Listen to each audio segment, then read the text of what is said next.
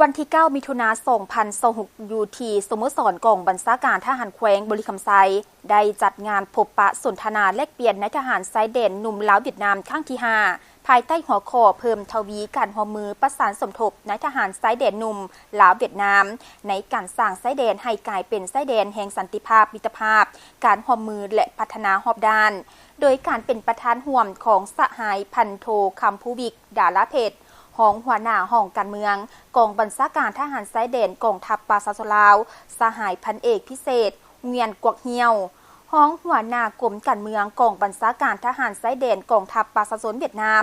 มีนายทหารชายแดนหนุ่มของ2กองทัพลาวเวียดนามลาวตลอดฮอดแขกที่ถึกเชิญเข้าร่วมก่อนที่พิธีพบปะได้รับชมการแสดงศิลปะร่วมระหว่างนายทหารชายแดนหนุ่มลาวเวียดนาม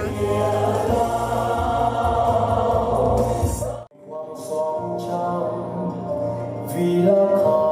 ำยังฝังใจ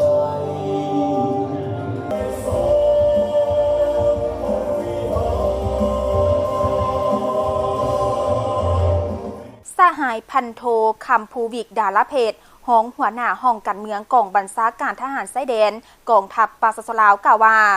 งานพบปะแลกเปลี่ยนนายทหารชายแดนหนุ่มลาวเวียดนามครั้งนี้แม่นกิจกรรมการประสานสมทบระหว่างกองบัญชาการทหารชายแดนเวียดนามและกองบัญชาการทหารชายแดนลาวแสดงถึงความเอาใจใส่เสื่อมั่นต่อการนำของ2กำลังโดยเฉพาะแมนวัยหนุ่มสร้างโอกาสเพื่อวัยหนุ่มของ2กำลังได้ใกล้ชิดแลกเปลี่ยนบทเรียนพร้อมกันนั้นยังได้หวนคืนมุนเสื้ออันสง่างามองค์อาจกล้าหาญและความหมายของสายพอพันธุ์ลาวเวียดนามบนพื้นฐานดังกล่าวพร้อมกันร่วมมือเสริมสร้างฮัดแน่นความสามัคคีพิเศษและการร่วมมือรอบด้านระหว่าง2ภาค2รัฐ2กองทัพต่อน้ำใจและความหมายดังกล่าวนั้นกำลังทหารชายแดนลาวเว้ารวมวสพ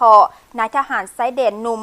มีความดีใจปิติสมสื่นที่ได้ต้อนรับบรรดาสหายที่เดินทางมาเยี่ยมยามและเข้าร่วมกิจกรรมแลกเปลี่ยนสนทนา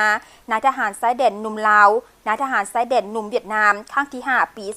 2026ภายใต้หัวข้อเพิ่มทวีร่วมมือสร้างชายแดนให้กลายเป็นชายแดนแห่งสันติภาพมิตรภาพร่วมมือและพัฒนาเสื่อมั่นว่าทันแถวนายทหารหนุ่มแม่นกำลังประจันบานยามใดก่อนน้ำหน้าในการผันขยายปฏิบัติหน้าที่อย่างมีความหวังสูงและมีหัวคิดประดิษฐ์สร้างความสามัคคีสากลอย่างผ่องใสเสริมสร้างสายพัวพันมิตรภาพอันยิ่งใหญ่ความสามัคคีพิเศษและการร่วมมือรอบด้านระหว่างลาวเวียดนามให้นับมือก้าวเข้าสู่ลงลึกมีประสิทธิผลสูงเพื่อเฮ็ดให้นายทหารชายแดนหนุ่มเข้าใจแจ้งต่อหน้าที่และผลงานที่ญาติบ่ได้นายทหารชายแดนหนุ่มทั้ง2กองทัพได้สนทนาแลกเปลี่ยนบทเรียนในหลายด้านเส้นเพิ่มทวีน้ำใจมิตรภาพลาวเวียดนามความรับรู้เกี่ยวกับสายพอพันธุ์เวียดนามลาวเรียกงานประสานสมทบทันแถวนายทหารหนุ่ม2ฝ่ายเรียกงานเผยแพร่โฆษณาสกัดกั้นและต้านผู้กระทำผิดฆ่ามนุษย์และเรียกงานประสานสมทบในการปฏิบัติหน้าที่คุ้มครองป้องกันชายแดนสหายพันเอกพิเศษเวียนกวกเฮียวห้องหัวหน้ากรมการเมืองกองบัญชาการทหารชายแดนเวียดนามได้แสดงความสุ่มเสยต่อผลสำเร็จการประกอบส่วนอันสำคัญและบทประกอบคำเห็นในหัวข้อในการสนทนาในครั้งนี้